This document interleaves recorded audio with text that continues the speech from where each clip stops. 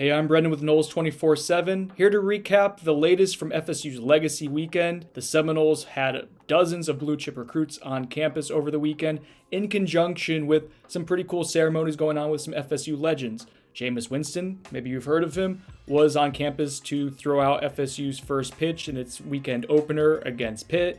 He was around at practice, spoke to the team after practice as well.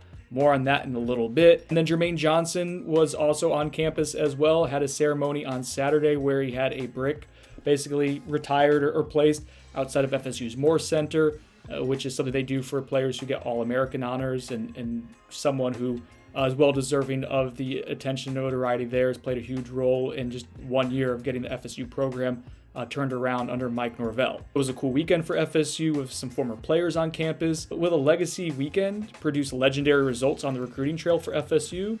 No commitments just yet for FSU as of recording this on Sunday evening. We're not sure yet if it's going to be a weekend that leads to a bunch of immediate commitments for FSU, or if more of you just planting seeds to go ahead and try to garner some momentum on the recruiting trail later on, maybe at the end of the summer, which is typically when FSU likes to try to get a lot of commitments to go public. However, what we do know is the next best thing from a commitment did happen at Knowles247.com, and that is a crystal ball from the one, the only Steve Wiltfong. A Fong crystal ball for a 5-star prospect. Yes, you guys heard it right.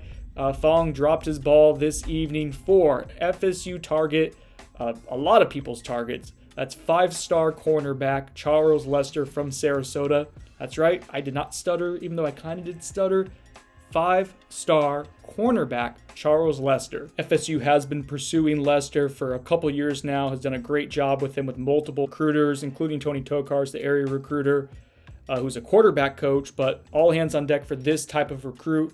You're investing a ton of time or resources into him. He keeps showing up on campus, seems really responsive to FSU staff. Really good signs. He was on campus this weekend on Friday evening, and throughout most of the day attended spring practice. Got to talk to Jameis Winston. Apparently hearing from Jameis Winston was so profound and effective for Charles Lester that he almost committed right then Friday evening. He ended up rolling out of Tallahassee. No public commitment, no secret commitment to our knowledge. However, the tide seems to be turning quite well for FSU as the Seminoles are trying to battle the likes of Ohio State, Alabama, Florida. I'm pulling up his 24/7 profile right now. Georgia is well in the mix there as well. Basically the who's who regionally, and as well as some national programs as well, are all lining up for Charles Lester, 4th overall cornerback, someone that a lot of schools obviously want for good reason. And the Seminoles got the crystal ball from Wilt Fong on Sunday afternoon. And then Chris Nee went ahead and dropped a picture of Chattanooga Whiskey 111, sponsor of On the Bench, in a thread about Charles Lester on the Knowles 24/7 message board. I don't know if that's as good as a Fong crystal ball, but it's pretty darn close. Seems like the big man's ready to start celebrating. We will see what happens with Charles Lester. Obviously, his recruitment is going to be one that is contested, I think, throughout the entire recruiting process. Again, everyone wants him, but for Fong to put into crystal ball, listen guys, he does not miss very often. It's a big development for FSU. Again, the Seminoles have been seemingly trending in a good direction for a while now. I think getting him on campus multiple times in the last 2 months is helpful. And then also this just solidified FSU status as a program ascending for him this weekend. He seemed to love everything about it, continues to show up, continues to like what he hears from FSU. A path to playing time is available for him. There's a lot of boxes, as Chris Nee would say, being checked right now. Really good stuff for FSU. The crystal ball for Fong.